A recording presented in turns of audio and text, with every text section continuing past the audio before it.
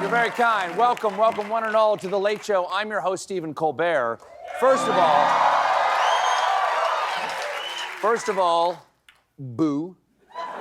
Happy Halloween. Hope you all went trick-or-treating and you've been enjoying the weather because in parts of the East Coast, it was the warmest Halloween in 50 years, which is why later tonight, I'm going out as a sexy, concerned climate scientist. Every Halloween, the White House holds their own trick-or-treating event, and it's kind of cute. This year's theme was Hallow-Read. And if you think that theme is nerdy, just wait till December for Merry Christmas. The whole thing kicked off with the Biden's big costume reveal. Please welcome the President of the United States and First Lady Jill Biden.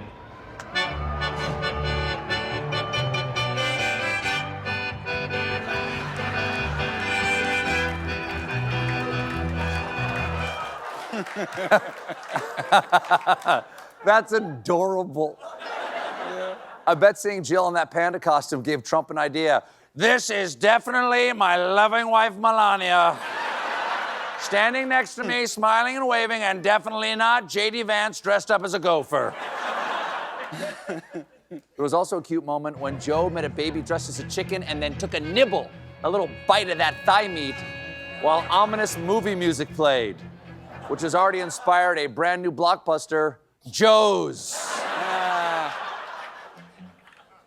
Unlike, they were playing the Jaws theme during the bite. Unlike Biden, Trump did dress up for Halloween.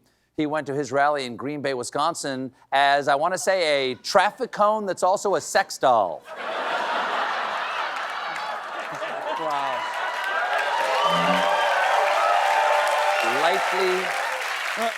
Lightly used. I'm being told he was dressed as a garbage man, and that I knew that. Okay. I see one of the big stories this week continues to be the fallout from Trump's disastrous Madison Square Garden rally, where one of the speakers called Puerto Rico a floating island of garbage. Well, on Tuesday night, Joe Biden responded, and he did not help. The only garbage I see floating out there is his supporters. His demonization of Tina is unconscionable, and it's un-American. Thank you, Joe. I understand you didn't mean everybody, just the guy who said the one thing, but yeah. Okay, and if there are any aides of his watching right now, if he attempts to talk in the next 4 days, please deploy some tactical soft serve to this area, okay? Every time Joe go, you fro-yo. Love him. Love the man.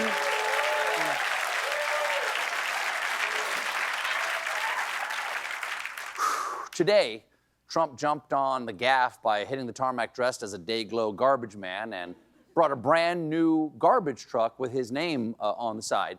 But when we tried to get in it, he didn't exactly project strength.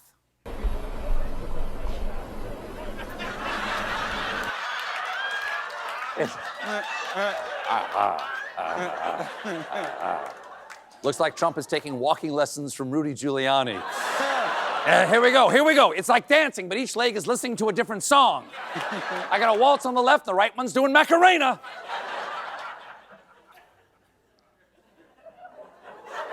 Once Trump managed to get into the truck, he tried to take some questions. Any questions? Sir, our state leader said that you promised to control the public health agencies if you were to win. Is that accurate?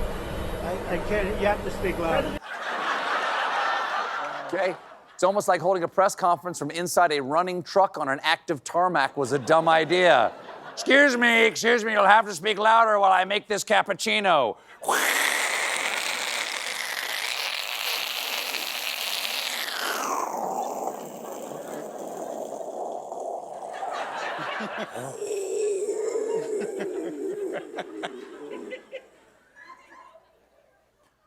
Soy cap for Dorg.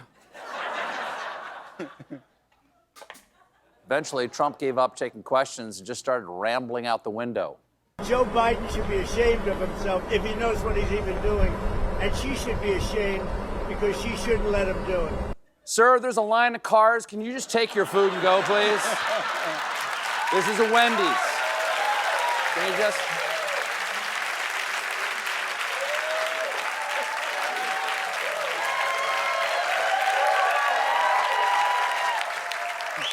He continued to talk about whatever he was talking about. She shouldn't let him do it. She's the vice president, but I assume she's acting as the president. She should never have let that happen. I hope you enjoyed this garbage truck.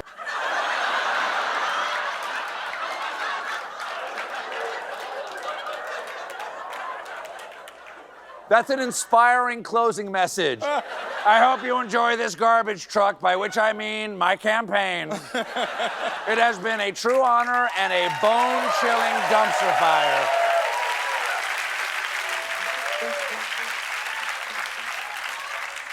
The trash man then headed straight to his rally, where he addressed the blowback he got for saying he wanted to be women's protector. My people told me about 4 weeks ago, I was saying, no, I want to protect the people. I want to protect the women of our country. Sir, please don't say that. Why? They said, we think it's very inappropriate for you to say. I said, well, I'm going to do it whether the women like it or not. I'm going to protect them. Now, I know that seems weird and creepy there, but I promise you, it sounded much sweeter in his wedding vows.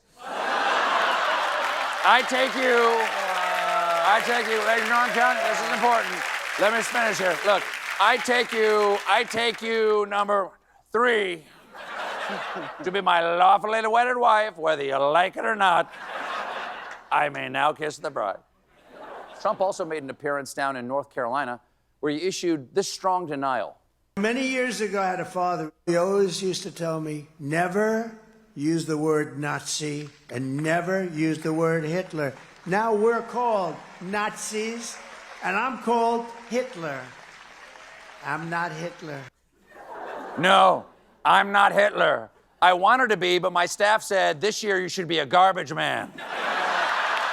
So, okay. Yes. The bag says German dictator guy.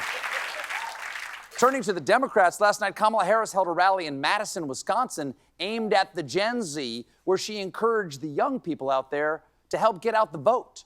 So now is the time to knock on doors, to text, to call. Yes, it's time to knock on doors and text and call and then lasso voters with a long rope and then put on your hat and walk to the polls, even if it's windy. Oh, no.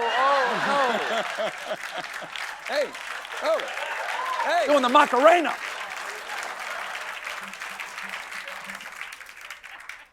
Almost 60 million people have already voted, which is exciting.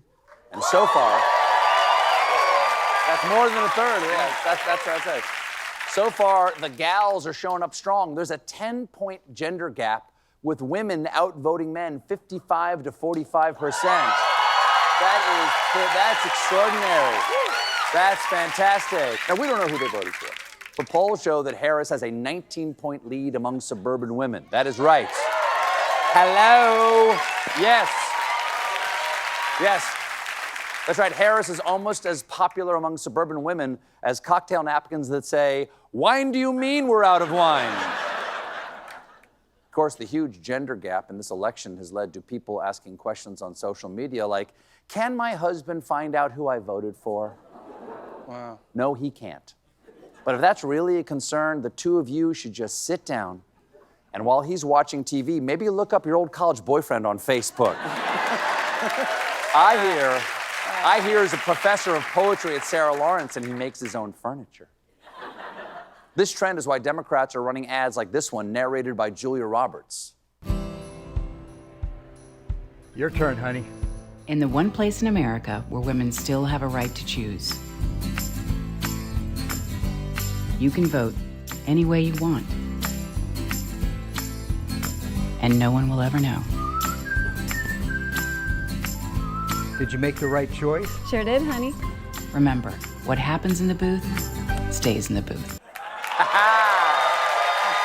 Boom! There you go. There that is.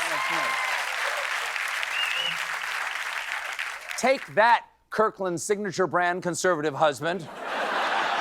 Your wife's not voting for public domain eagle flag. Now, there's a lot going on in that ad, but I can't be the only one who's asking, did these two women just have a moment in the voting booth? See for yourself in the full unedited version of the ad. Jim? Your turn, honey. In the one place in America where women still have a right to choose, you can vote any way you want. And you never know who you might meet. I mean, you've always wondered, there was that one time in college, but that girl is gone. Or is she right there in front of you? Don't think, just kiss her.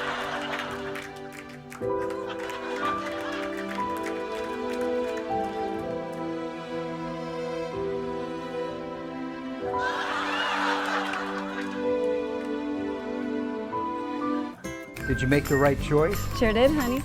Remember, what happens in the voting booth stays in the voting booth. And in your heart. Paid for by Americans for You Deserve Happiness, Diane. We got a great show for you tonight.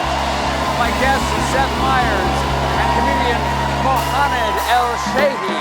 And when we come back, science.